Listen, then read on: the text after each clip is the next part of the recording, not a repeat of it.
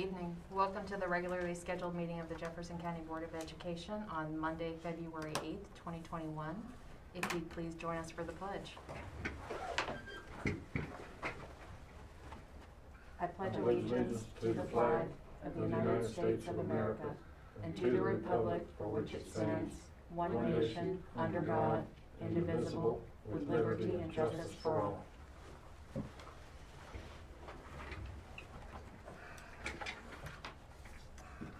All right. Dr. Gibson, I see we have a presentation on social and emotional support by Dr. Ebersol.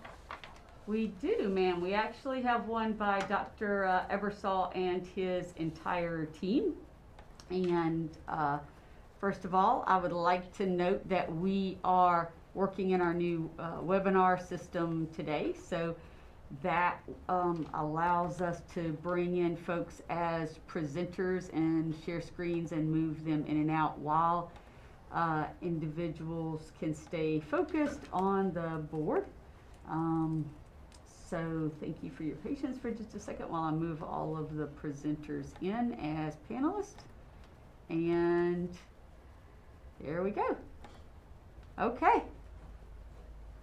You have the screen, Mr. White, and you have the floor, Dr. Ebersol. Oh, you're muted, sir. Hold on just one moment, sir. This says that you have sound.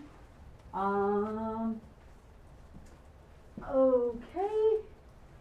Let me make sure that you have. Okay. Okay, Lee, can you say something for me? Hello, Dr. There we go. Thank you, sir. Thank you, Dr. Gibson. I'll just repeat what I had said earlier. I'm so grateful to you and the board for creating this opportunity for the SOMO team to come share the continuing story of our work with the board and our Jefferson County Schools community. As you may understand, Alex White is sort of going to commandeer our PowerPoint presentation for us, so you may for a time or two think that you're actually watching Jeopardy, where, as you know, Ken Jennings always says, "Thank you, Alex," to prompt at the end of the show. So we might be saying that quite a bit this evening, but nonetheless, we're grateful for this opportunity. Alex, if you would please advance to our mission statement. Again, I'm just so very aware of where we were just a little over a year ago. Actually, it was January 13th, 2020, when we were consecrated as a SOMO team. And we met with the board and shared the vision for that you have here before you. To be honest, I think our mission is really drawn into something that I shared with my social media community this weekend, which is a quote from Fred Rogers, who said, "Our love of learning has a lot to do with learning we are loved." If you think of all of the programs, services, and provisions that we provide as a SOMO team, and again, we affectionately call social and emotional support the SOMO team, we are just so very grateful for the vision that Dr. Gibson offered to us and then shared with the board that we were then equipped to carry out. And it has just been a very exciting year. As you might imagine, it has also been a very challenging year as the pandemic has come to our shores. And we have had the enormous opportunity and challenge to shift and shape our programs in a way we would have never thought possible. I must say that I'm humbly proud that our SOMO team and our SOMO programs and services I cannot imagine how our school system community would have enjoyed the kind of success that they did without the board's commitment and Dr. Gibson's commitment to our SOMO mission and vision. Again, we are so indeed fortunate to be able to work with one another every day and to work with our partners in the schools and community. Alex, if you'd share our framework, please. Again, the SOMO framework was something that we developed and shared early on with both the Jefferson leadership team as well as our board and other stakeholders. You'll notice there are three essential parts: program, service, and provision. we're indeed fortunate, and again, I'll be humble and brag just a little on us. I don't know if you're aware, board members in Jefferson County community, that we were fortunate to have our proposal to be conference presenters at the 25th Annual Conference on Advancing School Mental Health, which this year was hosted by the University of Maryland Medical School in partnership with the National Center on School Mental Health. The entire team was fortunate to present with community partners and truly share our SOMO experience, in particular our framework and how we went about creating a true continuum mental health for our students and adults in our school system. Alex, if you'd advance one more time for me.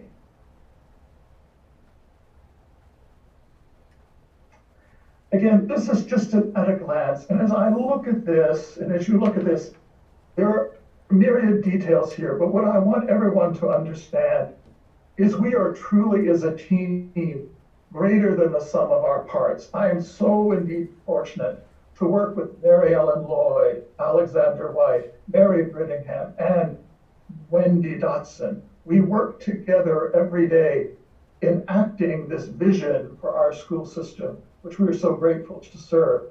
These are just some of the many services that SOMO provides. I'm readily aware of some of the parts that aren't there, that each of us continues to do the roles that we had previously. For example, Mary Ellen and Alex are part of the multidisciplinary team that works with the Department of Health and Human Resources as part of juvenile justice and working with students in placement. I know, for example, that Wendy Dotson, where she used to support Marty Soltis and me, now supports an entire complement of 6 people who she so engages. And again, I hope everyone is aware that when someone reaches out to our district through our website in Spanish, they're actually connected immediately with Wendy. Wendy is not only gifted to speak Spanish, but she is truly able to navigate our system and help others as we are able to help them as well. She really coordinates that with us. We are indeed fortunate that early in the fall, we had our newest team member, who you're going to hear from shortly, is Mary Brittingham, who is our service options specialist, who brings with her a true sense of calm, expertise, and experience that really helps caregivers, children, and other stakeholders to truly navigate our school system and to fully benefit from the services that we have to offer. It is very important to say from the very beginning of the pandemic, Mo made a commitment together with our partners in teaching and learning and in special education, as well as in CUE, our cultural unity work, where we made a commitment that we would provide a seamless continuity of service to our students, whether in the virtual space through our Jefferson Virtual Academy or even remote learning, as they would in person. And with few exceptions, we've been able to keep that promise. And we're so grateful that we have a team that we are humble enough to know what we don't know and to be able to then be nimble enough and curious enough to find solutions. So again, as we look at program, service, and provision, we'll begin by talking about service, which is truly the heart of our SOMO mission and vision.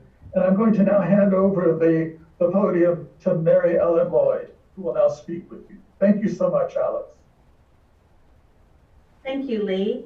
And thank you, Dr. Gibson, for this opportunity to speak with our elected board about some of the exciting things that are going on in SOMO. When we came to you last year, one of the things we asked for was a charge nurse position. It was a position for a current nurse to have a modest stipend in order to provide professional healthcare lens for our policy, our processes, and training for our nurses. It was to help staffing triage and develop student nurses through partnerships with Shepherd University and Blue Ridge Community College. A lead or charge nurse provides medical oversight for our EpiPen and AED programs, as well as the WVU dental clinic, and Jefferson County Health Department immunization clinics. A charge nurse coordinates specific skills training for our school nurse staff. And we were so pleased to know that these duties would be covered by a healthcare professional through the lead nurse position. And we were equally pleased when our own nurse, Karen Sawyer, agreed to become our lead nurse. There were cheers throughout the Jefferson County Schools nurse kingdom. Initially, Karen agreed to become the charge nurse at the beginning of this school year. And then the pandemic hit. She gracefully agreed to start right away. On top of all the other duties that I've listed, Karen suddenly became the healthcare pandemic coordinator for our entire district. Working in close collaboration with Joyce White and Amy Loring, Karen has crafted our COVID health and safety protocols, coordinated the use and distribution of PPE and other pandemic-related supplies, become the COVID reporting mentor for nurses and school administrators, and communicated with district and school leadership throughout every step of the pandemic.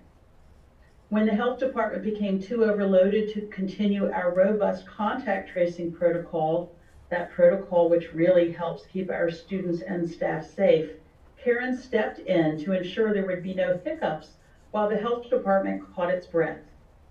She has also been our nurse guru for the vaccine clinics, working closely with our local pharmacy partner, Chris Knott and Dr. Gibson, to ensure a safe, efficient, and dare I say, pleasant vaccine program for our staff. Karen is amazing in many ways and keeps us laughing when we might rather be crying, all the while seriously teaching us the best standards in care and safety.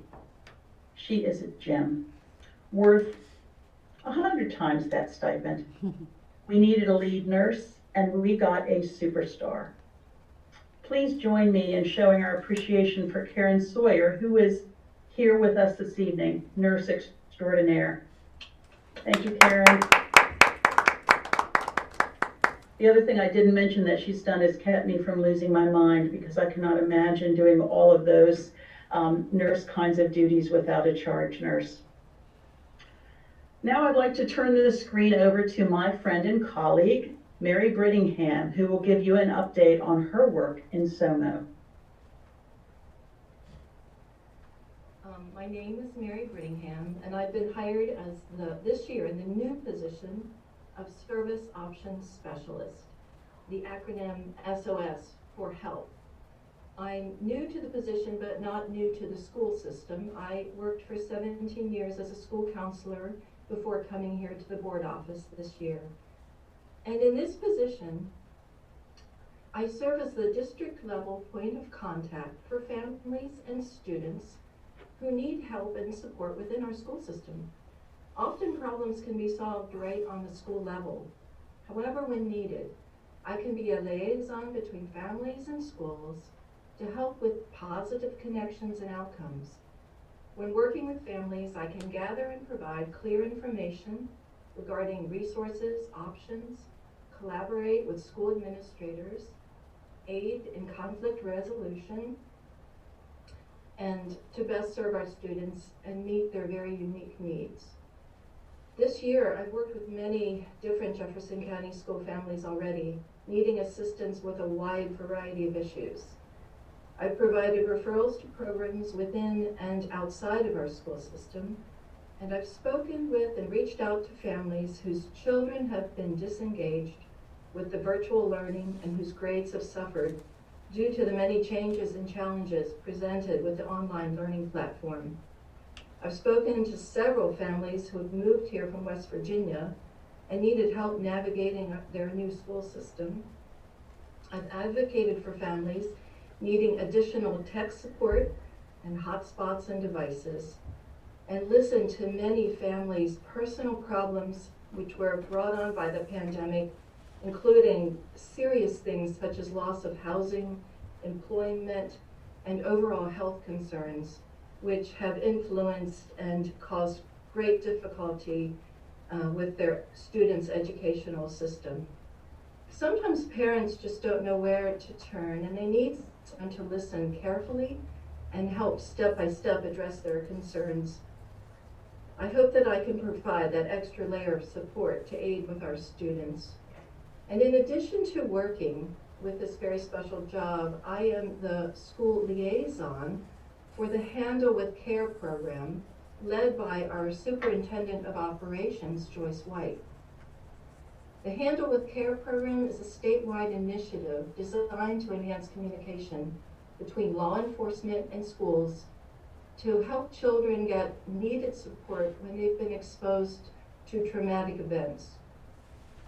And finally, I will help with initiating and facilitating professional development for our staff related to social and emotional learning and creating trauma-sensitive classrooms. Alex, please show the next 3 slides, and these are simply quotes from parents in the community that I've had the pleasure of working with and have given me great feedback.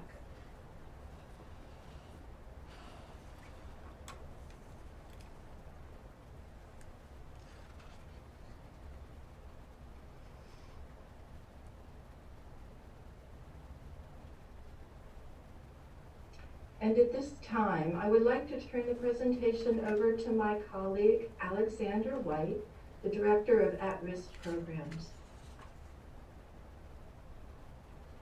Well, good evening, and thank you for the time that you're spending with us tonight. The first topic I'd like to share with you is about our mentor programs that Mary had alluded to. The Office of Social and Emotional Support has a variety of mentor programs. Some are newly developed, and such as the Shepherd University Mentoring Program. We are excited to have partnered with Shepherd this school year to pair university students with students right here in Jefferson County schools to offer support, and that'll have a focus on social and emotional well-being. Other programs, such as the PASS volunteer program, has been providing volunteer mentorship right here in our county for over 25 years. That may have looked a little bit different this year because it was a bit more challenging to hook people together during a pandemic, but rest assured there were some schools that still continue to recruit and train additional PASS volunteers, and we do expect and look forward to continuing that program in the future. And then finally, the AmeriCorps program, which is a division of the Education Alliance. We've had the pleasure of cooperating and collaborating with AmeriCorps for the past 5 years, and they continue to provide mentorship for some of the more vulnerable students at the middle school and elementary school levels. And again, this is a partnership that we've had for a handful of years, and we anticipate hanging on to the AmeriCorps relationship well into the future. Now I'd like to tell you about one of the recent additions to the SOMO team, which is that of the new Student Navigator position. This position was created last school year for the purpose of providing intense and ongoing support for students experiencing interruptions at school, at home, or for any number of a variety of reasons. We currently have 2 student navigators, one for the middle school level and another for the high school level. And before I go any further, I'd like to take the opportunity to introduce you to them. Though you won't be able to see them, they are on the line and they are listening intently. Our middle school student navigator, I should say, is Miss Stacy Earl. Thank you, Stacy, for the work that you've been doing with our middle school students. And our high school student navigator is Miss Candace LaFawn. Thank you for your work, Candace. As you can see on the slide in front of you, between Candace and Stacy, they serve all 6 secondary schools. They're able to meet with students both in person when students are in school, but when students are not in school, they roll right into their work that they provide, and they do so virtually. You might be surprised to learn that between them, they've held 425 individual sessions with 85 separate students just in the last 4 months. An impressive statistic indeed. These rich, valuable meetings to take a deep dive into what's been happening in the student's life as they foster meaningful relationships and dialogue with students on their caseload. Now, to supplement these statistics that I've just shared with you, please take a look at what the community says about the work that our student navigators have been doing.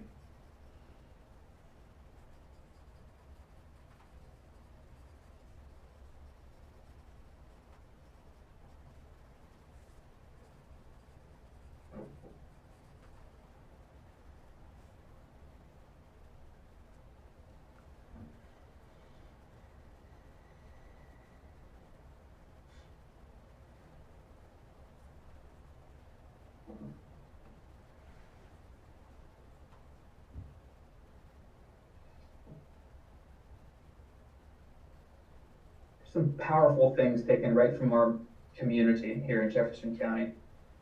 Now I'd like to turn back to Mary Ellen, who'd like to share about our clinical social workers with you. Mary Ellen? Thanks, Alex. A next level of specialized service is our school-based therapy program, a partnership with the Martinsburg office of the Children's Home Society of West Virginia. As you may recall, this program provides licensed clinical social workers in our schools where they serve students through individual therapy services.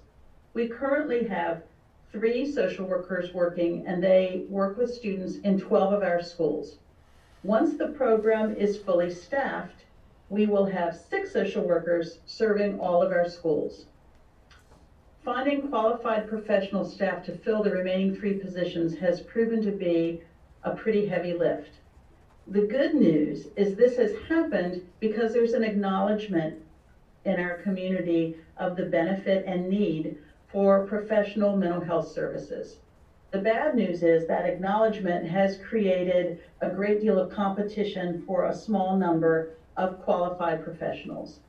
We do continue to seek additional therapists, and I will also assure you that our current therapists have been extremely accommodating and flexible when there has been an emergency situation at one of the schools where they do not serve. We also have a pretty broad referral network out. Our therapists are currently working with 43 students and have logged 437 individual sessions so far this school year.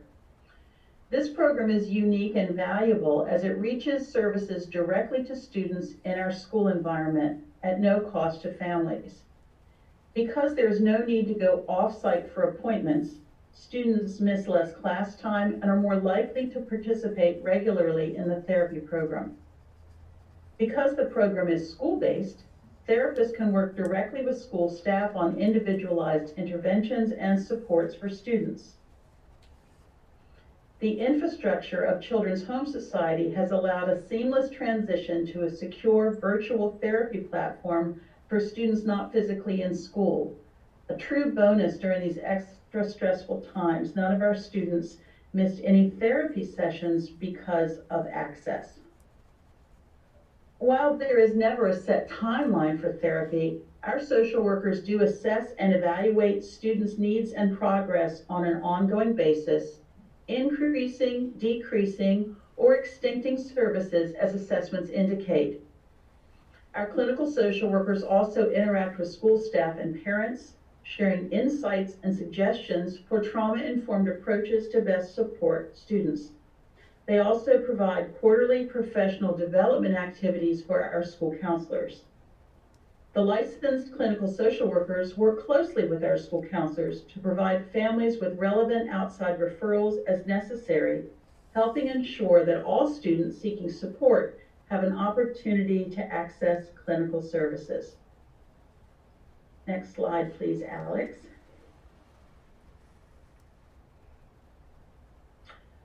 Like everyone else, we have had to exercise flexibility and some ingenuity in how we implement our SOMA work this year.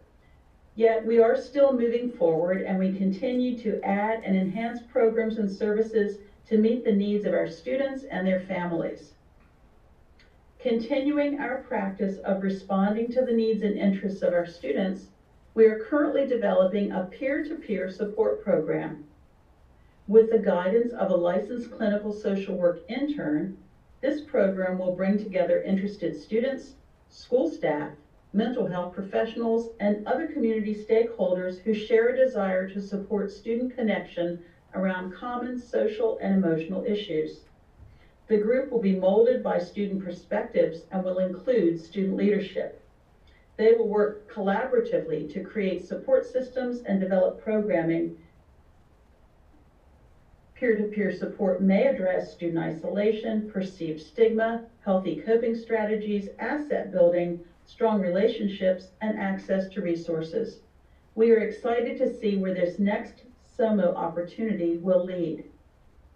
And now I'm going to hand the screen back to Alex, who's going to talk a little bit about our website. Thank you, Mary Ellen. So we're really proud of the website that we've designed and built. We built it from scratch. And before we hit some of the highlights, I want to direct your attention to this little heart in the box towards the top of the screen here. That is the quick link that you'll find on the Jefferson County Schools homepage. Most of you are familiar with the quick links. And we thought it was important to have a social emotional quick link so that the public could easily find the page that prior to had been woefully buried in the bowels of the website. So once you're there, we won't have time to go through the entire website, and I want to keep this as brief as I can. But I would just implore you to go explore the site on your own time if you would. I wanted to hit some of the highlights though in what we call our resources section. Here you'll find links to, we've branched it out into 3 categories. You'll find links to the first one, and that's what you're looking at right here, SOMO in the community. When you click on the SOMO in the community link, you'll find not just descriptions of some of our outside resources and people that we network with, but you'll actually, those are live links that you can click on that takes you to their website so you can learn more about them and connect with them. After SOMO in the community, you'll find an entire section devoted to SOMO in the classroom. Here we've included information for instructors that really promotes the creation of safe and supportive spaces for student learning. We've embedded short video tutorials to make the information easier to digest and to relate to. And then that brings us to SOMO Home, where we've provided a wealth of research-based resources for parents and caregivers to help them navigate the challenges brought on by having students spend more time at home than they ever have before. Our goal with this website is to be forward-thinking in our approach to assisting families in need, while also providing a roadmap to heal some of the harm caused by the pandemic, which is why you'll also find an entire portion of our page devoted to COVID-19 resources. And again, I would urge you to go check that out on your own time. It really is well put together and very attractive to look at. Next, I'd like to welcome back Mary Ellen to share some more about what we do in the Office of Social and Emotional Support. Thanks, Alex. We'd like to highlight a few of the new or upgraded services and programs that we are using in SOMO. Suicide is a very real and sobering concern everywhere, including in Jefferson County schools. We have always taken a very cautious stance regarding suicidal ideation and our response to that, one that quickly and without compromise directs parents to emergency help for assessment and intervention. That's good, and we will continue to do so. Current research does indicate that too many young people are sent for the highest level of assessment when it's not necessary, both potentially delaying access to the interventions they actually need and unnecessarily clogging up limited emergency services, which can prevent those who truly need them from receiving prompt intervention. We further know that some families don't seek the evaluations we suggest due to a lack of financial resources, fear of stigma, disbelief in the validity of their concerns. Enter the Columbia Lighthouse Project and their Columbia Suicide Screening Protocol. This easy-to-use, research-based tool is the most validated scale of its kind. It asks 5 simple questions designed to determine the actual presence of suicidal ideation. Further, the tool provides triage steps which direct the most appropriate timeline and type of intervention for each individual. It provides evidence-based information for families and caregivers and directs their next steps in keeping their loved ones safe from suicide and other harm. So far, we have trained school counselors, school nurses, and classroom teachers in the use of this protocol. Moving forward, it's our aim to provide the training to all Jefferson County Schools employees, volunteers, and parents and students. It is truly a lifesaver. Thanks in large part to a prevention grant from the Substance Abuse and Mental Health Services Administration, we have delivered several new prevention products to our schools this year, covering whole school, targeted group, and individual interventions. One of the most innovative is Ripple Effects. This is an individualized technology-based tool designed to address a wide range of non-academic barriers to school success. It helps students change behaviors, develop social emotional abilities, mitigate the impact of trauma, and promote equity. We're very excited to see where Ripple Effects may lead our students. And now I'd like to ask Mary to talk about a couple of more projects. Okay, thank you, Mary Ellen. Safe Spaces means that the SAMHSA grant also paid for each school to have a wish list of materials to provide a calming, safe space within their building. So to promote well-being and just to relax, to a place to relax for students when they're upset. So for example, schools bought things such as cots, yoga balls, beanbag chairs, sensory materials, portable stereo, filtered for fluorescent lighting, crafts, stress balls, just to create those nice spaces within the school. Next slide, please. The grant also paid for us to purchase these books that you see before you, and they are meant to help staff with some training needs. Each school will get 10 books to conduct a school-based book study related to trauma-informed classroom practices. The social emotional team will initiate this opportunity and help offer guidance for the discussions. I would like to now turn the presentation back over to Dr. Ebersole.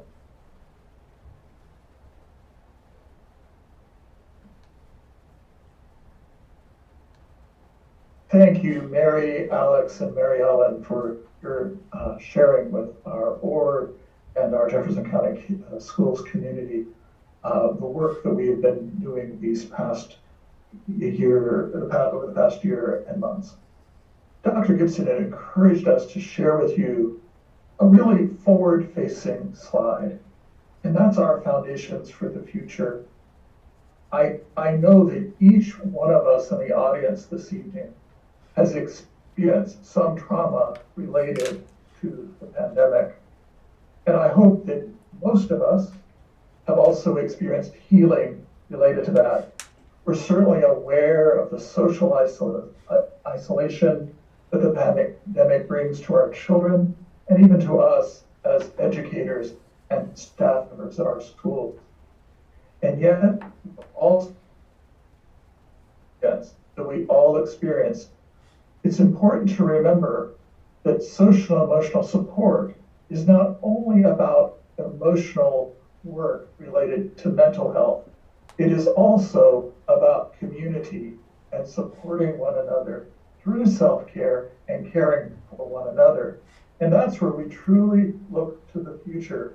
For example, the SOMO team is currently developing a SOMO spring break. We will provide curricula as well as a variety of resources that our students and teachers as well as families can use over spring break during our SOMO alternative learning season. In addition, we are also in the beginning of planning for our SOMO summer experience that we will offer to a variety of children and programs as we partner together with our colleagues in the teaching and learning space, as well as in special education, along with our friends in CUE, to make sure that all of our programming in the summer related to remediation is done so in a way that truly honors the well-being of everyone involved, including children as well as adults. And then finally, we are here having set a foundation thanks to our board who has encouraged the development of this program so that we can actually face and cope with the uncertainty. To be honest, back in January 2020, we did not know what SOMO would truly be. We only know now in hindsight, and we're fortunate to have had this opportunity to share with you the work and the continuing vision. What I'm absolutely certain of is that we as a SOMO team, that is Alex, Mary Ellen, Mary, and Wendy, and I, we are committed to being humble and understanding what we do not know while constantly seeking solutions and innovations to support our community. Alex, our final slide, please.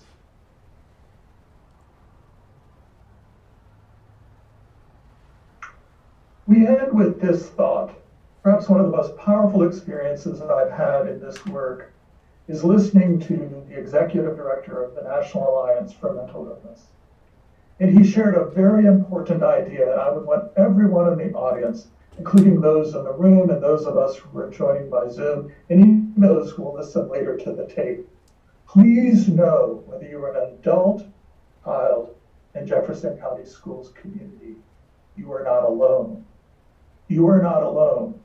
The experiences of trauma, hurt, and even optimism that you are experiencing are things that others in our Jefferson County Schools community are also experiencing. You are not alone. Please reach out to our SOMO team. Whether you are a teacher, staff member, or administrator, always reach out. We are here to help, and we are committed to continuing the conversation and the work.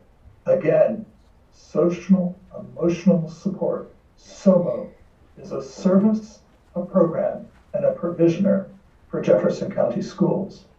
And now I'll take your questions. I have a few questions for Mary Ellen Lloyd. Do you want them all at once or one at a time? As you will. This is for Mary Ellen. I think you might have said it, but I missed it. You said that fully staffed, you'd have 6 social workers, and what's preventing you from being fully staffed now? Thank you for that question, Donna Joy. It will be 6 when we are fully staffed. We have been, Children's Home Society as the partner actually advertises and hires the social workers, and they have been robustly advertising, and we have done some interviewing over the last year and a half and just not been successful in filling those positions. In some cases, they are getting applicants who are not qualified. In many cases, applicants have their pick of jobs, 5, 6, 7 jobs that they've been offered, and they're not frequently choosing ours. I do have 2 more interviews set up this week, and I'm ever hopeful. Okay, so it's not funding then. And so No. the next question is, does this mean that you're not relying on outside agencies for the social emotional support, agencies like youth advocacy program? We still have many families who use those services and who we refer to those services. So we haven't eliminated any of those other partnerships and understandings. This is just a different program suited to children and youth with specific needs, particularly the need to have the therapy service be right there at school so that they can participate more regularly. It's my understanding that youth advocacy did that as well. I'm trying to understand, does this mean that, does the school system supply or pay the salaries for these social workers? Or is it through I'll address that. It is actually a braided program. We use federal dollars through Title I as well as Jefferson County schools dollars. They do indeed, we do not pay them directly, we pay for the service. However, what is very important, unlike GAP, which Mary Ellen could speak more about, there is no cost. We do not do Medicaid billing for this service because we want to reach as broad an audience as possible and eliminate barriers. That's why our friends with the Alliance, the School Mental Health Alliance, we were very interested in our program and they're seeking to emulate it because we have really taken down barriers to access where we're not only serving children in poverty who are Medicaid eligible, we are serving a very broad population of students. As you would understand, issues related to emotional health are across the economic spectrum of our school system. So I'm one more question around that topic. So ideally, you would eventually be, the social emotional support would be in-house once you get fully staffed, or is that the idea? Yes, in fact, we were more fully staffed. To be honest, we had to let one of our employees go, or one of the contractors go. It is very important to say that we have to find the right person. And so we have a very high threshold because we are truly entrusting these individuals to meet one-on-one with our children, some of whom are among the most emotionally vulnerable among us. So therefore, there's a very high threshold of competency that they need to bring to the position. Marilyn, perhaps you have more to add to that. Thank you, Lee. The only thing I would add to that is that I don't anticipate this program ever fully replacing all other therapy options, including YAP and NIAP. We continue to value those services. They do have limitations to who they can see, income restrictions, insurance restrictions, limitations to what sorts of things they can do. So different programs work better for different students, but I don't see this program, even at full capacity, replacing all of our other service providers in the community. So for that peer-to-peer training, is there a model that's used? What model is that, and who is training these? I guess it's the students are being trained to be peer counselors or peer buddies. Is that how it works? The peer-to-peer program. That is a brand new program, and we're not using a specific model as of yet. There may be a peer buddy component to it. A lot of this will depend on the input from the students about what they feel they need, what they want, and the resources that are available to provide that structure and framework. As a school program, it will certainly be facilitated by some school professional with, again, equipping and providing agency to students to offer peer-to-peer support. The last question is about the nurse, charge nurse, and I didn't hear anything in any of these presentations about like the opioid drug problem and Narcan or administering Narcan or anything. I guess we're not that far yet, correct? Is that? I wish that our nurse could actually speak to us, but she's not a panelist, although she's in the audience. Marilyn, perhaps you could speak a little bit to that issue. Surely. Or get her additional information if necessary. There are some state standards and processes for things such as Narcan. We have not yet seen a need for that in our schools, thankfully. We do have some school staff and students who are trained in a peer helping model. Our nurses certainly have specific training about understanding and responding to overdose or other issues such as that. The purpose of the lead nurse position, however, were those many things that I noted in the beginning. Many of the programs that we have require a medical professional to be the lead person, like the AED program and the EpiPen program, and our nurses were volunteering, sharing those duties around. So one of the reasons for the charge nurse was to be able to house those programs permanently with a healthcare professional who could provide oversight with them. Thank you. That's all my questions. Any other questions from any other board members?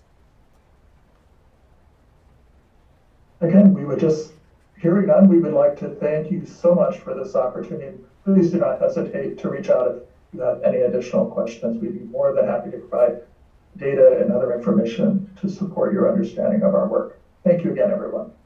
Well, thank you guys very much. I mean, this is a very crucial thing in our society these days, and you guys were ahead of the curve when we started this program, and you kind of got smacked by the waves. So thank you very much for all the work that you're doing and continue to do, and looking forward to doing the best for our students and our community. So thank you.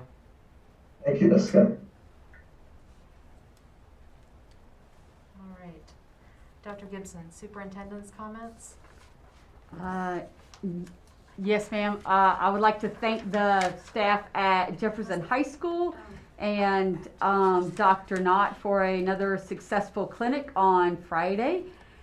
And we will be holding yet another one this Friday. We'll release information about that once we have a snow date set up for it, so that we provide all of the information at once. And that's all the word that I have. Can I ask you one question? Sure. So our county went orange this past weekend, correct? Therefore, our high school students went back to school today. Yes, ma'am, they did, thankfully. We're very grateful. And the process, just for clarification, is if we do go red, then the high schools shut down the very next day. Is that correct? Yes, ma'am. Unfortunately, they have not yet changed that criteria, so we don't have an option to have them go when they're in red. And I should preface this with, as of 7:46 on Monday, February 8th, because as we know, the rules keep changing, and so we have to keep adapting. Yes, And ma'am. I appreciate all of the adaptation that you guys have done so far. But I just want to make sure that I understand clearly and that the community understands clearly. Elementary and middle school, they're going continuous, does not depend on the color of the calendar. That's for instruction and extracurricular activities. Is that correct? Yes, ma'am. Currently, So- that's correct. As of today, as of this very moment. So that would include middle school sports. Is that correct? Yes, ma'am. Okay. And high schools, as long as we are orange or better, they continue with instruction and sports and extracurricular activities. Under WVSSAC guidance and direction, yes, ma'am. Okay, so if we go red, all high school instruction and activities halts until we go orange or better. Yes, ma'am. Okay. There was just a question about that, and I just needed clarification to make sure we were all on the same page with all of the guidelines as of 7:48 today. Yes, ma'am. Okay, thank you. The vaccine that you were speaking of Friday, are those second doses or first doses or combination? Those were second doses. This upcoming Friday will be second doses. At this time, we have been told not to anticipate any more first doses. All of the secondary doses will be delivered over the coming 1, 2, 3 weeks. And at this time, we've been directed to direct anyone who has not yet had their initial dose to the West Virginia website to register. Now, we are continuing to maintain our list of everyone on our staff who registered, but then we did not get enough vaccines from the West Virginia Department of Education to cover. I'm hopeful that soon those will, when and if we are given enough to cover them, we will certainly organize them immediately. Until then, we continue to wait additional information from WVDE like everyone else. Is there any way to make any kind of plea to get those? Yes, sir. Well, again, we send them our lists every single week, and we continue to update them, and we tell them how many we have left. And to their credit, and I'm not always the biggest, WVDE champion, they're at the mercy of DHHR as well, in terms of here how many vaccines that you can have, and here are the criteria that you can have them under. But yes, sir, we continue to advocate. I actually was communicating with Michelle Blatt this morning about teachers who we have who are on our wait list because they're younger and didn't get the vaccine, but they live out of state.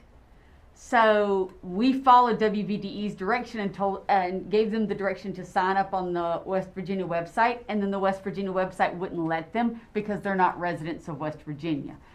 And then the state that they're in, they can't sign, they won't give them any priority because they're not teachers in that state. So, you know, I said, hey, I've got these list of, because for us, we have a number of teachers who are out of state, and we need to have a way to get them on the West Virginia list. So we're continuing to negotiate with them for vaccines and vaccinations. We have in-state people as well that have not gotten first. Yes, sir. Absolutely. Would this be a good thing to talk to legislators about? Certainly.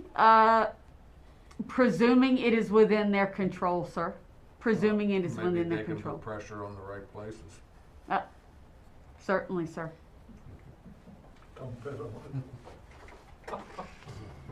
And then one other quick point of clarification, this coming Friday is a remote day for all students, correct? Because it's a faculty senate day? Yes, ma'am. Okay.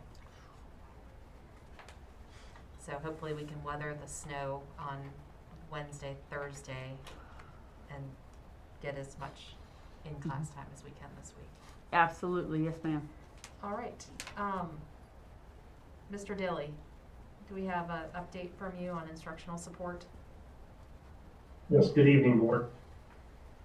Wanted to share a number of updates with you all this evening. There's lots of positive things going on, and I want to appreciate the SOMO team for that wonderful presentation a little bit ago, and appreciate all the hard work that they put in this year. Secondly, I just wanted to make you aware that schools are currently processing the Golden Horseshoe application, so we'll see how those go as we move forward. Shepherdstown Middle School their health class is working on plans for an outdoor classroom, so hopefully this spring they'll be taking advantage of an outdoor classroom space moving forward. Jefferson County Schools is also partnering with Epic Pre-K to provide 5-part education series virtual events occurring from 7 to 7:30 in the evening. The first one was on January 28th, but the next one will be February 25th, and that's on creating a culture of problem-solving, can-do attitude in your home. There's also one on March 25th, April 22nd, and May 20th, and all of those are on different topics. Kindergarten through 3rd grade teachers will also be receiving books this week on components of culturally responsive teaching efforts that they've been doing throughout the year. So we're excited about our our library books and books available in the classrooms representing all of our students. So we're excited about bringing those nice additions into our school. Some of our K through 3 teachers also have been participated in a math PD utilizing blocks as a method to teach foundations in math in the last couple of weeks, and those participating teachers received a set of blocks for each of their classrooms, and we had a number of teachers participate in that. We also have Joyce Ashworth will be upcoming doing a K-5 text complexity session. Each participant will have the opportunity to be involved in a Read Aloud grant funds to purchase textbooks for their classroom, carry forward the lessons about text complexity. We also have 5 teachers that have won recently a $1,000 STEM grant from the West Virginia Department of Ed. And we have recently unveiled an innovation challenge for our schools to win up to $10,000 in grant money for their school based around 4 categories. The first being attendance, participation, and student engagement. The second, social emotional support. Third, culture and climate. And fourth, school innovation. We also wanted to let you know that schools have been working on their scheduling process, trying to get ready for next year. A lot of people don't realize how much work happens before the school year concludes. And one of the efforts that we've done has done a preliminary review of interest in JVA. We had 3,339 responses, and out of those responses, 12% of the elementary indicated an interest in JVA, and 14% of secondary students. So on average, if we took the average of 13%, that's roughly about 435 students that are initially showing some interest in continuing JVA next year. And so that will ultimately come with the need for personnel and support as we reorganize and get some things put together. So we're excited about continuing our efforts with our Jefferson Virtual Academy. Also wanted to let you know finally this evening just that we are continuing to move forward with our learning management system focus groups and getting ready to try to finalize the work and development of a rubric to bring forward an RFP for you all shortly for your review and approval to move outwards. That's all the update I have for you all this evening. Thank you very much. Mr. Dilly, can I just ask a quick question of where do parents go to find the information about logging on for those special things once a month that are going on for parents in the evenings? I will make sure I find that information out. I know Mary Lynn, our coordinator, is the one that's putting that information out. I'll make sure that we also get that up on the website if it isn't already. Thank you. Thanks so much. You're welcome. All right. Is there a motion to approve the minutes from the regular board meeting held January 25th, 2021 and the emergency meeting held January 20th, 2021? So moved. Thank you, Mr. Osborne. Is there a second? Second. Thank you, Mr. Cable. Any discussion? All right, all in favor of approving the minutes from January 25th, 2021 and the emergency minutes from January 20th of 2021? Aye. Opposed? Thank you. All right, citizens' comments.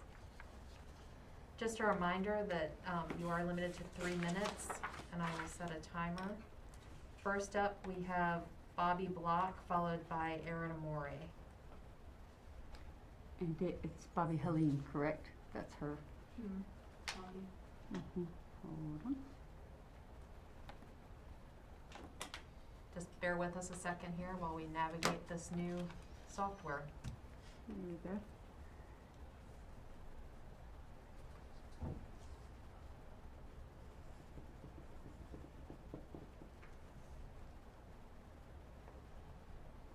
Okay, Ms. Helene, you've been made a panelist and can address the board.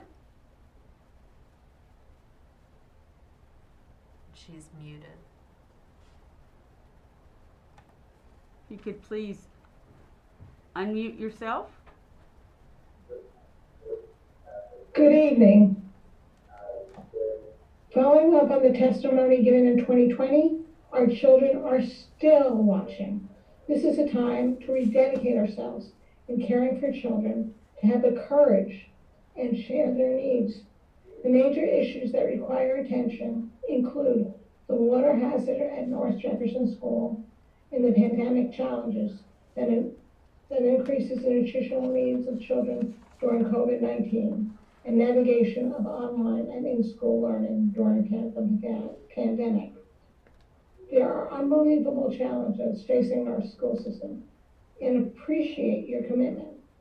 For the record, a PowerPoint presentation correlated by the Jefferson County Science Board has been forwarded to the BoE and all the BoE board members. The key message being that the manufacturing of mineral wool incorporates toxics, including arsenic, lead, sulfur dioxide, manganese, and coal ash. The report clearly outlines the impact these toxics, along with many other chemicals, will have on our children, along with vulnerable persons. Imagine the result if arsenic, lead, sulfur dioxide, manganese, and coal ash created a moat around your hearts. Have faith that together we can overcome these highly dangerous toxins, such as those listed above. Once the area is tested, water and soil, to protect the safety and health of our community, please open your hearts and act responsibly. Working in concert on the impact of COVID-19 is imperative. The children are watching. I believe you have the consciousness to rise up and take a stand, or you wouldn't have even run for the board. Don't be shortchanged.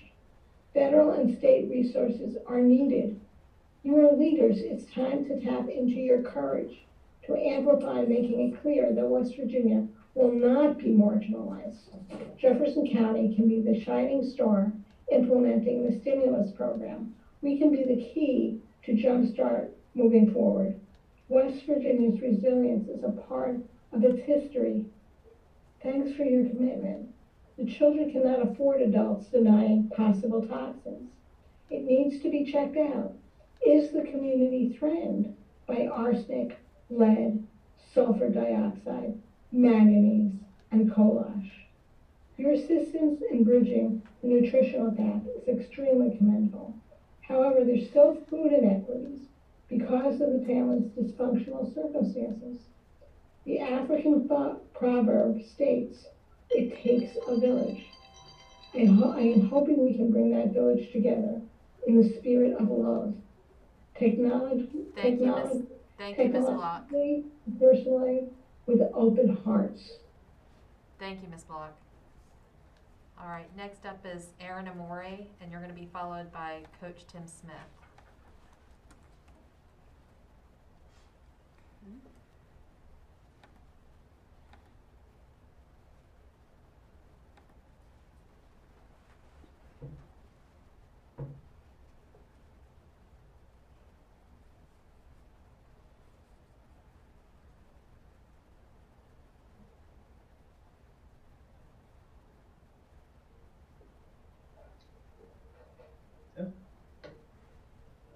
There we go. Well, I was hoping Coach Smith could start. Is it possible to switch the order here? I've got no issue with that, but it may take a second to. Okay, hold on. We're testing our technology skills here.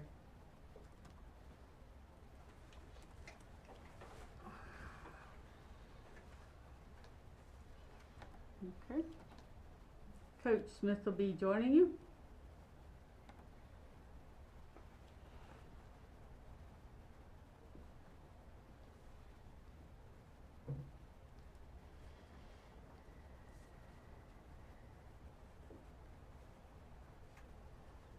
Coach Smith, are you there?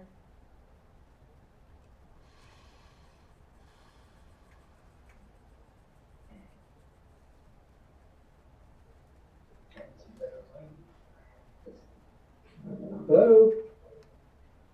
Can you hear me? Yes, sir. Okay, I don't have any video, so we'll just proceed. All right. Good evening. My name is Coach Smith, and I've been grateful enough to be coaching pole vaulters in Jefferson County now for 23 years. 10 years at Jefferson, 13 over to Washington High School, and since I've been at Washington High School, we've had 6 student athletes get scholarships in college, and 4 of those were young women. So one of my responsibilities of being as a coach is advocating safety, and not only in jumping and equipment and everything that we do. So brings up to the question. I came to you last year and brought this to your attention, and I want to thank Aaron Morey in helping me to prepare to get this knowledge, how to get this knowledge about safety and liability across to you. The mat at Washington High School was only warranted for 10 years, and here we are getting ready to start our 14th year. And the mat has been wore out for a long time. I brought it to the principal's attention probably 5 years ago, before the 10-year warranty was out, that it was at the end of its usefulness. And it brings up the huge liability to have jumpers that fall on that mat today. It's just not safe. And to be able to give you some idea about how we're going to bring to your knowledge it's unsafe was, we looked at having the foam compression test.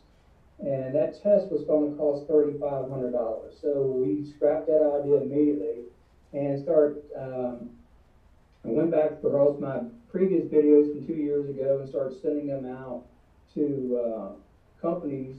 Richie Athletics was one who actually took up the time and looked at them for us.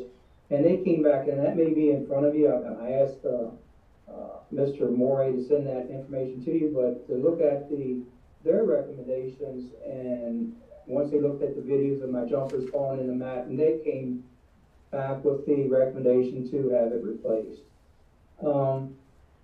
That being said, did a little work on what it would cost to replace these mats. And one of the mats, Richie Mat Athletics makes the best pole vaulting mat out there for high school use. And I say that because they have a 3-foot section longer in the front. And that's where most of the failures happen when you're talking young vaulters and stuff. That's where they fall. And with them having the mat that's 3 feet out in that area, and all their mats are designed that way, it actually provides an extra added level of protection for the kids, especially these young vaulters. So, you know, and when I went to look, there's like 8 schools in West Virginia currently using these Reggie mats. And most of them are the pole vaulting schools, believe it or not. We're looking at Ripley, Lewis County, Bridgeport, Calhoun, Magnolia, Winfield, and Doddridge. Doddridge, Winfield, Smith? Bridgepoint, Coach and Ripley Smith? are big Coach pole Smith, vaulting I'm schools. sorry, Coach. your 3 minutes are up.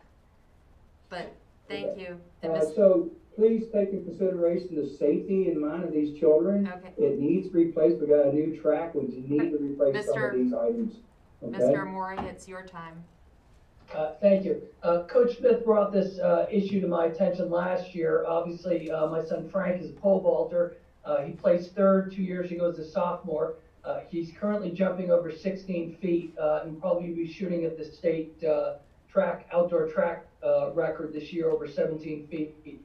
These mats are in terrible condition. I know because I've been all over the state with Frank and all over the region with him vaulting. I've also helped move these mats. The foam is disintegrating. You can tell by the particles of the foam. I did reach out to Stephen Griffey of Richie Mats. He did an analytical evaluation based upon video, the size of the vaulters, the compression of the mats, the measurements we took. His opinion is that the mats are not safe and that they need to be replaced. I understand that these are not cheap, but you have vaulters here who are going to come from multiple high schools who are vaulting 12, 13, 14, 15 feet. As I understand it, the regional meet this year is at Washington, so you're going to have a lot of schools coming in to vault. If you have any idea, and I'm probably not good because I've never pole vaulted, to get an idea of the height that these vaulters are going, look at the overpass when you're driving on Route 9 and you pass Chick-fil-A.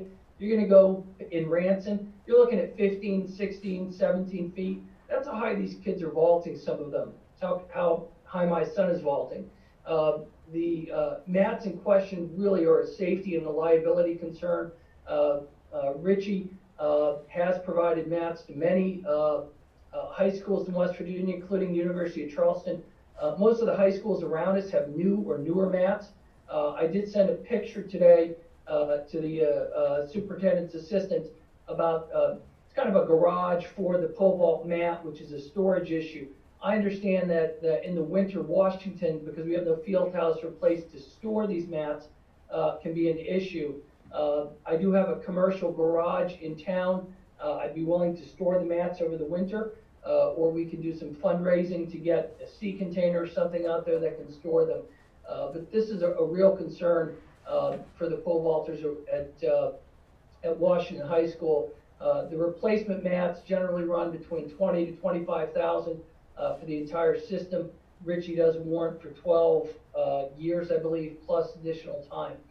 We believe this is kind of a critical need for the high school at this point. We'd like you to consider it. I do have proposals if the Board of Ed would like, and can send those along to Coach Michael, who's the Assistant Athletic Director as well, about exactly the cost and what that would entail. Thank you. Thank you. All right, next up we have Frankie Amore. Okay. So, let's see if Mr. Frankie is in a different locale. He is. Hold on.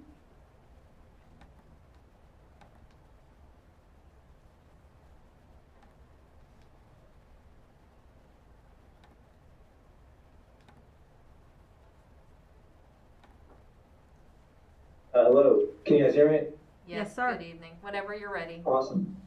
Hi, I just wanted to give, to add to what we were previously talking about with the full mat condition, a vaulter's perspective to represent myself, my fellow student athletes, and other athletes around the entire region. Last year, in the 2 weeks that we had before school was shut down, I had one vault where I actually fell through the cracks in the foam and bottomed out, meaning that I fell all the way until my butt hit the ground. And keep in mind, that was 1 year ago when I was vaulting around 14 feet, is I have now progressed up to 2 feet above that, and the mat is also another year older.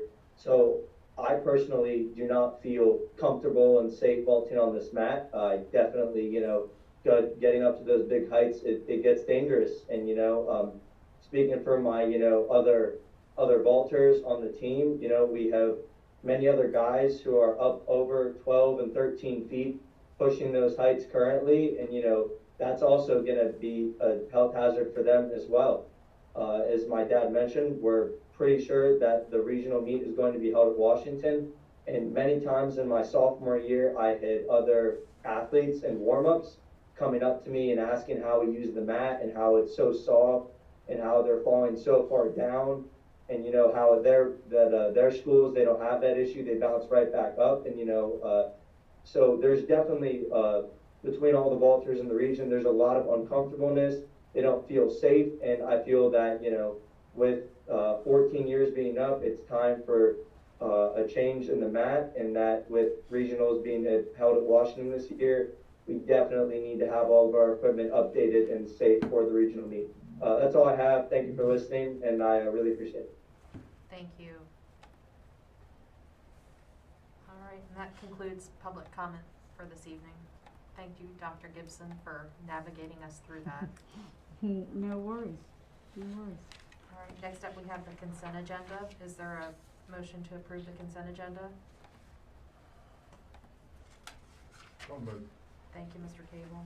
Is there a second? Second. Thank you, Mr. Osborne. All right, any discussion? I have a just quick comment on the position creations. And I apologize for not being able to be there in person with a need to quarantine for a family member, but I think I've said plenty of times how I feel about the need that we have to completely change how we're doing and what we're doing with special education. I feel strongly that the team probably has looked at these numbers and thought we need those positions for whatever reason. That's not a problem. And my personal viewpoint is I think we get ahead if we have one-on-one people with every special ed kid in the district. That's not my point. I have no issue with that. We need more intensive therapies for special education children, period. My issue is twofold. If they are for new children moving in, my issue is what kinds of things are we doing when we get a new student to be sure that that is what they need and we're not just taking it at the word of whatever the other county was or did. And number two, I continually feel like we throw money, time, effort into a system that is broken and antiquated with no new ideas except we need a new person, we need a new person, we need a new person. And I know that we are looking at other things, and that's not to be a slight at any one person. I feel like we need a whole new system. To me, I would recommend that we have the state come in, and I want a complete and total overhaul of everything in our special ed department And I would like to see that raw data as a board member. I don't want to see anybody filter it. I don't want to look at the suggestions based on what anybody else thinks we need. I would like to see what they say we need, and I'd like to bring somebody else in, frankly, from someplace else, not West Virginia, that says this is what we're doing, these are best practices, and give us some other ideas of where we go in the future with special ed, because I feel like we, again, and if this is no slight to anybody, everybody has known every time they come and ask for a position, I say the same thing. What are we doing that's different? How is this different? And what kind of changes are we making? And, you know, as Dr. Gibson knows, we've been having this conversation. I was in special ed with a kid, my own kid, 13 years ago, and I feel like we do pretty much exactly the same thing today. And I personally, I just need something different, or at least that we have a vision to do something different, or we're making a change. And that's my own personal viewpoint on those 3 positions. I don't feel comfortable with only seeing that we need 3 more positions and nothing changing, voting for those. Actually, it's 4 positions, is that correct? Because number 21 is 2. So, Ms. Lori, do you have any insight that you can share with any of those, the rationale behind the position creation? Yeah. Before I jump in, Mr. Gilly and I do have some feedback to provide on those positions. I did want to note on the board agenda, which kicked me out, so I'm sorry that it's I'm delayed here, but we do have a correction on line 2 of the human resources agenda to update position title to that line. And then on the superintendent's approval, we have a deletion for line 3. So those are the changes from the originally published board agenda. With regard to position creations, you do see that there are 4 recommendations for the board to approve personal care aides, or one-on-one aides as we call them, for special education students in the system. 2 requests are for students who recently moved into the school district with one-to-one aides from previous districts, which requires us to make a continuation of services for these 2 students. There's also 2 requests for students who recently became eligible for services through the IEP process. Mr. Dilly will provide additional information on how the requests moved through the origination from special education's request to a recommendation on this evening's board agenda. Mr. Dilly. Yes, thank you, Mrs. Loring. Did want to share with the board this evening that we have been updating the process a little bit. There's a far greater level of vetting. Basically, I just wanted to walk you through this process quickly here, and that is the consideration for a personal care aide requires that schools' educational teams attempt multiple accommodations and learning strategies that prove to be unsuccessful in reaching the student's learning and or behavioral goals during a minimum of a 4-week period. The lack of progress and belief that an additional adult support is needed triggers the special education staff to implement an additional 4-week review where data is collected around the student's learning behavioral goals. The data collected during this observation window is then reviewed by the IEP team, who makes a recommendation for additional support. This recommendation for personal care aid is submitted to special education leadership. Special education leadership then reviews the collected data and recommendations. They may require additional information or suggest additional strategies prior to moving to the next steps. However, if the request requires the need for a personal care aide, the special education leadership attempts to determine if any existing staff can be used to fulfill the IEP team's request without adding additional positions. If they are unsuccessful in finding available staff, special education leadership then compiles data and the recommendations to submit position request form to myself and human resources. Brian Cooley, Amy Loring, and I review the form and compile data along with any needed clarity, information, and or necessary legal guidance. If the request cannot be supported by any other means at the school, The team attempts to determine if an existing county staff can be used to fulfill the IEP team's request without adding additional positions. Upon completion of the senior level review and no staff is available to support the IEP team's request, the information is submitted to JLT for their approval. Upon review of the submitted information, JLT provides their final approval, which leads to Human Resources placing a request for the position upon the agenda for the board's final approval. And that process, as you can see, is pretty thorough and requires asking a lot of difficult questions and compliance with the laws and information that we have available. We actually, just to let the board know, in January, we're up to, if you include the positions on the board this evening, we're actually up to 10 requests. And we've been able to fulfill 6 of those requests with additional staff and trying to make sure that those needed. Part of what has compounded some of this and some of the requests this evening are due to the circumstances surrounding the virtual requirements this year. Some of our special ed needs staff are participating virtually, and that is requiring some additional support with staff and needs. So some of this is a one-year element and moving forward. And speaking to Mrs. Ogden's concerns about the excuse me, students coming to us, we are required to provide that continuum of services. And then what we do is look at trying to provide what we call a fading out plan. And so one of these particular ones this evening is one that we are hoping to be able to fade out at the end of the school year based on the circumstances. But unfortunately at the moment, all of the data and the information that has been brought forth requires us to provide that support at this time.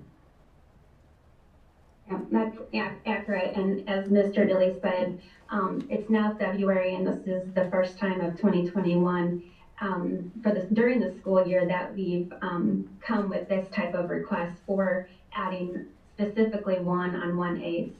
We've been able to manage staff and the one-to-one needs to this point by reallocating staff from virtual students and other resources. The 2 aide positions that are requested, so 2 of the 4 can actually be offset this year from numbers assigned to virtual schools. So we do have a little bit of a budget availability to cover 2 of them presently. We originally, as Mr. Dilly said, received 10 requests for the 2021 school year. And through this process that he outlined, we have been able to streamline it down to 4, which you see on this evening's agenda.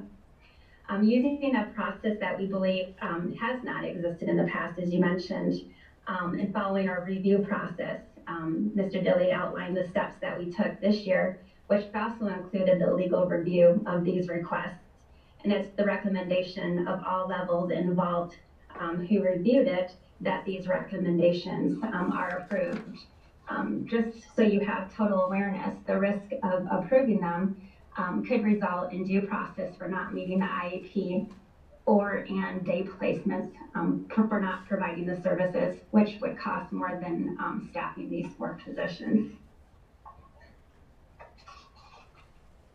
Can you clarify, Amy, what you said? There's some leeway with 2 of the positions? Is that what you said?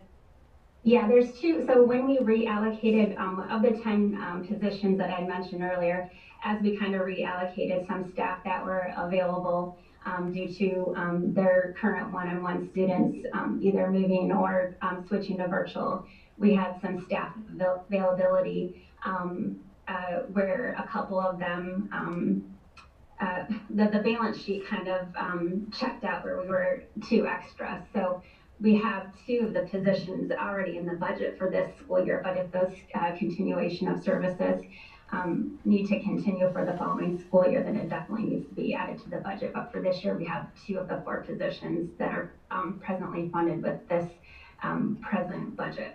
So you don't need 2 of these, it sounds like. We do. We still need to post them because what we have is we have them, when you kind of look at the data, we have each position connected to a student and to a school. That's how it's budgeted. And so we don't have those positions created for those particular students and locations. So we need the approval for us to be able to go ahead and actually post it so we can get the staff assigned to those positions that we need bodies in. And then Mr. Dilly said something about 1 year. These are only for a year. Is that these positions only last for a year? Is that right?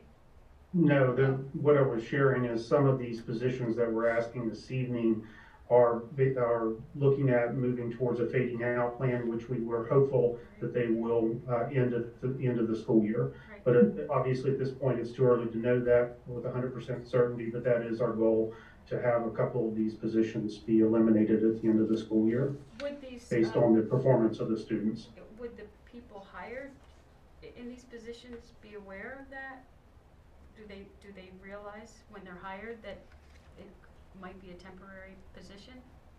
There always is, should be a level of understanding because, the IE process can change. The student's progress can change. Also, if the student, moves from elementary school to middle school to high school, there's always the personnel action that's involved with that process as well. So, but the basis and the basic understanding is that these positions could change because of the IEP process and what supports need to be at any given time. So you said there should be a level of understanding. Well, they're posted as itinerant positions. Oh, they are? Is that correct, Ms. Loring? And Yeah, so correct. it's not necessarily for this student at this school. It could be countywide, so they could be transferred to a different student or a different school if the need Correct. changes. Correct. That's what the IT. Mm-hmm. Yeah, but what if there's no need? What if there's no need? Because two of these, I mean, they might be phased out. Are you saying you're always gonna need them? Unless they're on the transfer list. Yeah, transfer list, or sometimes it's worked out, and that's really what happened this year because they had the itinerant status. Then they still stayed on one-on-one aid, but they were just utilized with a different student. But they're aware when they're listed as IT that they may not have a job, correct? That it may be just temporary, that even wherever they are placed, they may not have a position in the school system. Is that correct? That they're made aware? That's, without going into too much of the code and staffing process in a school district, but that is a possibility and probability with any position in the school district, that programmatic changes and budget changes and realignment needs could impact positions So people aren't with the rep and informed. transfer process. It sounds like they're not made aware in any way by your office that these positions could be temporary. You said that there should be a level of understanding, but I mean, if these people are being hired as aides, I would just think that maybe if you would make it clear that, it could be a temporary job, right? I mean, maybe I'm missing something. I think that Ms. Loring's point is that with any employee who's in an itinerant position, and any employee in particular, that their position is tied to a particular service, that the need for that service may fluctuate. We look at those every year and can do RIF and transfers on those. All of us have that in our contracts. They have that in their job description. They know that, but we'll make sure that we're very explicit about that. Yes. Thank you. And I'll also share, I know, and a lot of times within the interview process, we do make employees aware of the potential of the job shifting at the end of the year if we know that that is a realistic possibility, Dr. Joy. So there is some awareness made often when there's a position being interviewed that we know it may be a short term or may see changes at the end of the school year. All right. Any other question or discussion on the consent agenda? Ms. Loring, how do we line up with other areas that have about our student population as far as our need for special education services?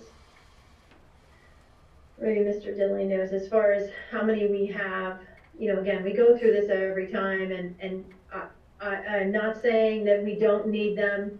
I'm sure need more, and if I was a parent who had those needs, I would be beating a loud and strong as well to get them for my own child. So I do not have a problem with that. I appreciate the update in the processes. We have a really long way to go because we do not have consistencies, I don't think, even within buildings. and I don't need to go down that road again for the 17th time. But how do we fare? Say we have, you're talking about 10 as a number. So say we have 10 personal care aides here with a special education population of, say, 600, just to throw a number out. How do we fare within the state level of managing our special education people as far as we know at this point? And to Donna's point, in all the years I've been here, I don't think we've ever gotten rid of or had to riff or whatnot a special education aid for any reason, because the needs continue to grow. And I think we're going to see many, many more needs next year than we did this year because of the virtual issues that we dealt with this year, with kids coming in who already had needs and didn't have needs addressed and now are another year behind. So I'm fully expect, which is another reason why I'm pushing so hard to make sure that we have processes and systems in place and something changes for that reason. But how do you think we fare with other counties? From my experience and working in multiple districts, I would say in some areas we are better, in some areas we're probably a little bit higher. But one thing I can say is our overall number of special ed students is probably about appropriate with the remainder of the rest of the state. The prior district I worked in was nearing 24% of the students identified with special education.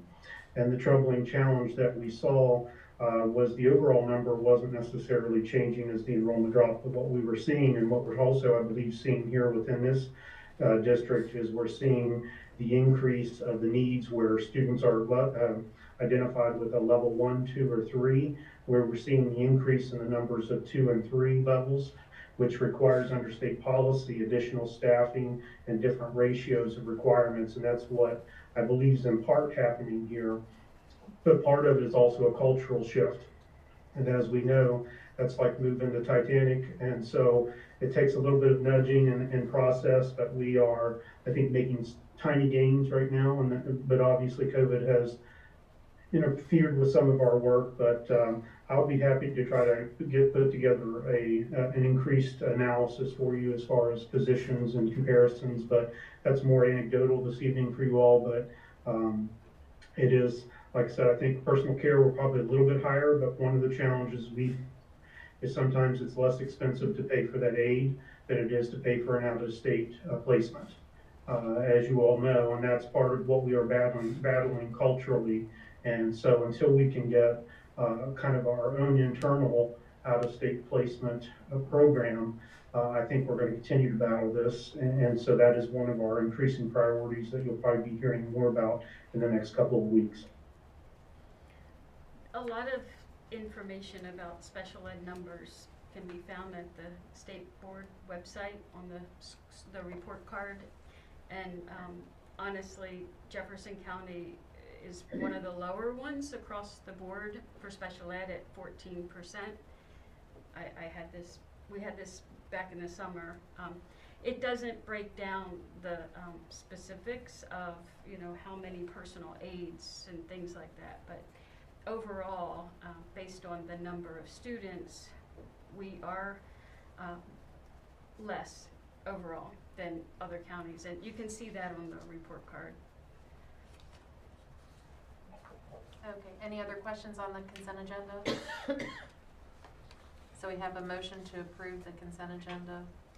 All in favor? Aye. Aye. Opposed?